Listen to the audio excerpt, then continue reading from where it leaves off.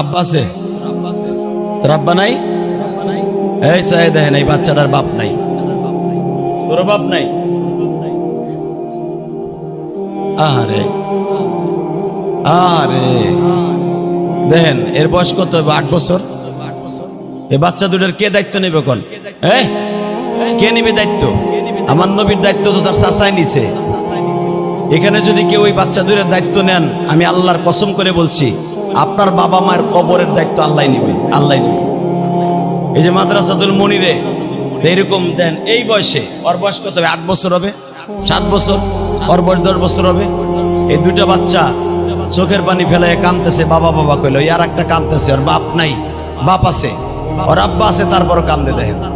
তাহলে এগো চোখের পানি কবুল হইব না? হইব কার? এই মিয়া, তোমার আমার পিড়াইলেও চোখে পানি আহে না।